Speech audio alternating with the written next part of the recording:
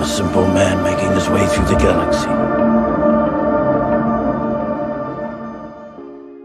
What's up, Star Wars nerds, and welcome back to another review here on Carbonite Convos. Alec and I just finished Chapter 4 of the Book of Boba Fett, and we had to hop on here really quick and give our synopsis, our review of the episode. Alec, how you doing, man? I don't have to ask you how you're doing. I saw you 1 minute ago. You literally did. What are your thoughts on this episode? You know, I am so excited to dive into this, man. I don't want to waste anybody's time, so we're going to go ahead and just roll into it. But before we do, as always, make sure you smash that like button, drop a comment in the comment section below. Go ahead and hit that sub button for us, guys. We greatly appreciate the support. Man, that episode was so cool. The biggest thing that definitely stood out, oh my God, the Mandalorian. Dude, that was insane. Like 3 separate times we got the music. Exactly. So that I think that's one of the most important things that we're gonna see is I truly believe that we're gonna see Din Djarin, aka the Mandalorian, in this season of the Book of Boba Fett. Because at the end they say we're going to war. Either way, we have to be prepared for war. They need muscle. Fennec, they need muscle. They have credits. Fennec says you can buy muscle with credits. And then the Mandalorian music plays. So that's all I need to come to a conclusion that we are going to see Mando in this season. So I can't wait for that to happen. Like you said, we already had a couple other Easter eggs to him as well. So this is I think this is about to heat up really nice. You know, it was the same thing we said when we were seeing Spider-Man. You know, we're not going to believe it until we see them on the screen. But, dude, at this point, if we don't get Din, if he doesn't show up in this season, I'm going to be completely surprised. Like, I'll be shocked. I'd be completely shocked if he does not show up. Those were too heavy of hints. That sound is so specific to Mando that it has to be. Yeah. And I understand the first ones where, it's us realizing what's going on in this is going along the same general timeline of what was happening in The Mandalorian. So I get the first music where we see the flares going off because we realize he's about to find Fennec. It's because you have to make the connection. Like if you just saw a bright light in the sky at first, you'd be like, what? Like that doesn't make any sense. But with the music on top, we knew exactly what part of the episode was happening in that moment. Exactly. So that makes sense. You know, they have to relate it to, they have to signify that he's about to find Fennec. He does. But the last one, it's not like there was nothing connecting it to like an episode or something that already happened. It's hey, we need to hire somebody, and credits are gonna hire someone really good, and then like dude, yeah, like yeah, man, that was dope. That's too heavy of a connection. I know, that was awesome. I'm really happy to see Chrysanthemum is gonna be a recurring character, man. He's really cool. Yes, I had that on the list. It's interesting to hear the woman in the bar. I can't remember her name right off the top of my head. The woman in the bar speaking to Chrysanthemum, talking about his time in the gladiator ring when he was, the champion. So it was really interesting to hear her talk about his past.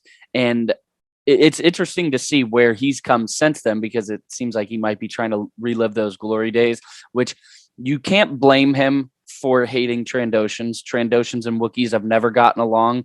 The Trandoshans used to hunt and kill Wookiees for their fur.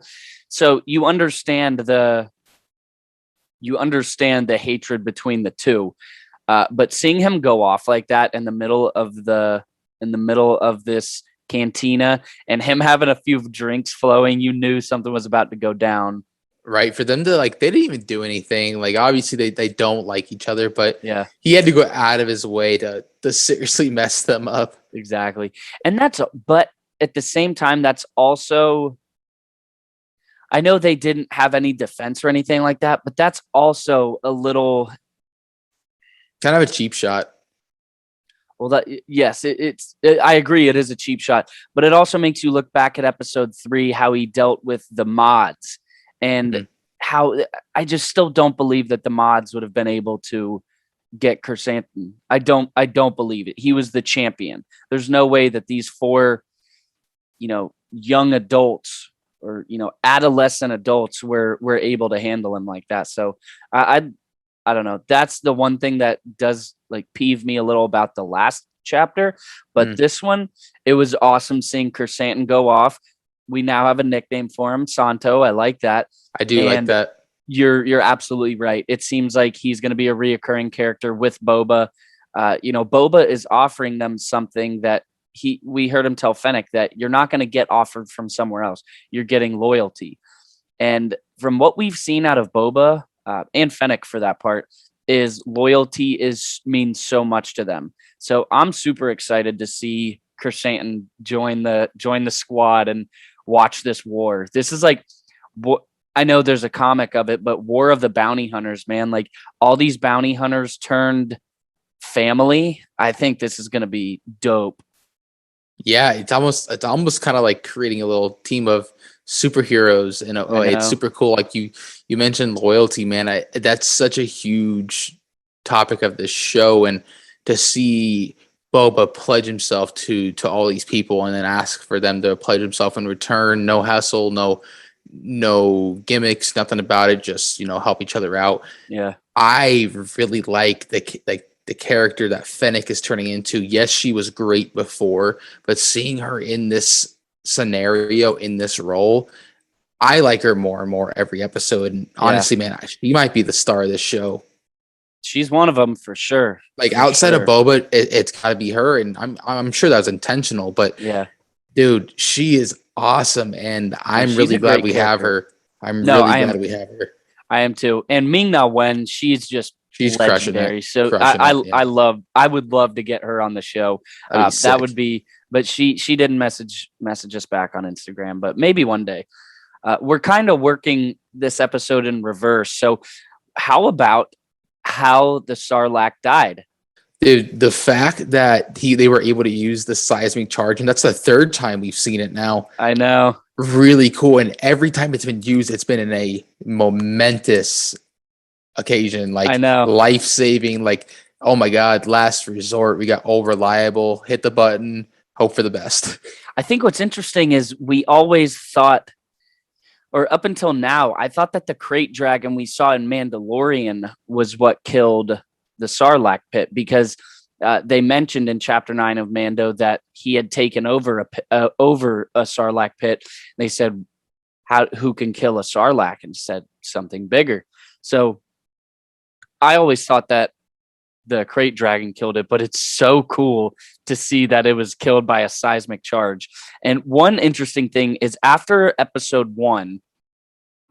chapter 1, people thought they were retconning the edits that George Lucas did to the updated version of Return of the Jedi. So I can't remember what year it was, but remember the Sarlacc pit used to be just the pit. And then when they remastered the movies, George Lucas added the CGI animal, like the core of the Sarlacc. So people thought that they were retconning that and just going back to the original Sarlacc, which, I don't think they do that to George Lucas, but we didn't see it in chapter 1 of this. So it was cool to see it kind of lying dormant.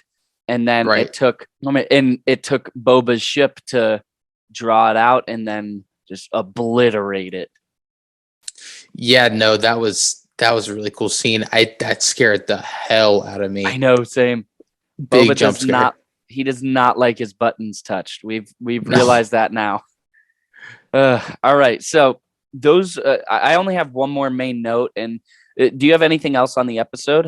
It was a great episode. No, just like I said, I think we covered like the main points. It seems to be like a pretty routine thing. You're going to get 3 to 4 main things in each episode that have that stick out, like a fight or a story or whatever it is. There's 3 or 4 main things in each one so far that have been like, okay, cool, like I like that or whatever. One thing I need some explanation for, and we mentioned it on the reaction, I need to know why Fennec doesn't remember Boba's face or his voice. She was in the Clone Wars. We've seen her interact with clones.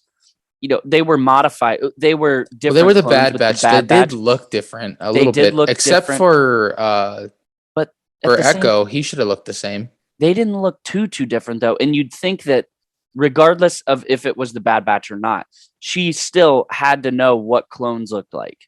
You'd think. Maybe You'd not think what they anyone sound like. alive during that time would. It's like the exact same thing where, like in the original trilogy, like there are definitely people alive that were around for the Republic. Yeah. So why are Jedi like, oh my God, the fabled non-existent Jedi? It's the same thing here. Like, Well, I how does think she not recognize or know the clones? Like they had to have been everywhere.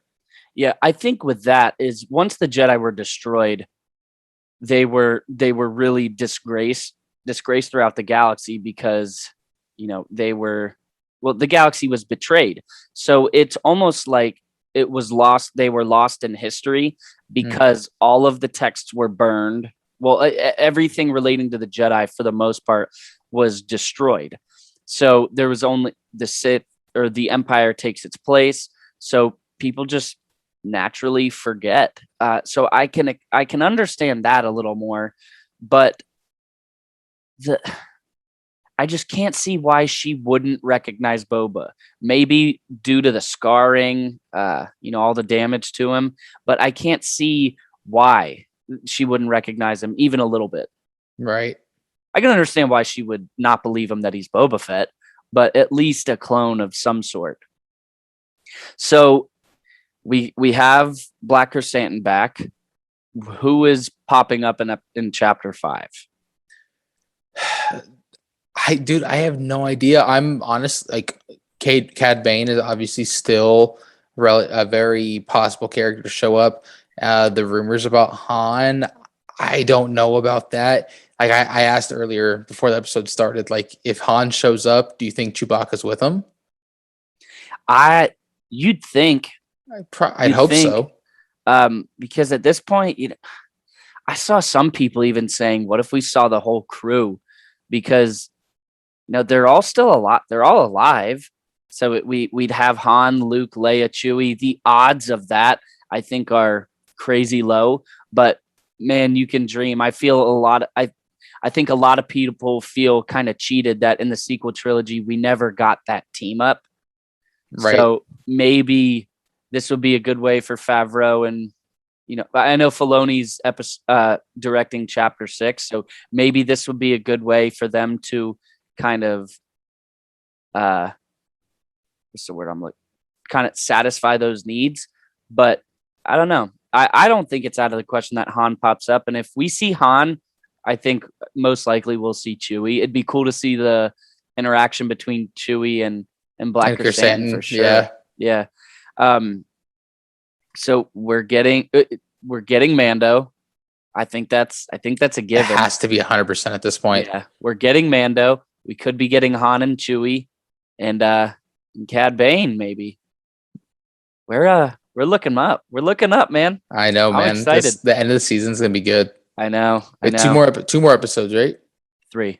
3 more? There's 7. Okay. Yep. Do you have anything else on chapter 4 before we let the people go? No, man. I just got to chalk it up to being a good another quality episode. Definitely.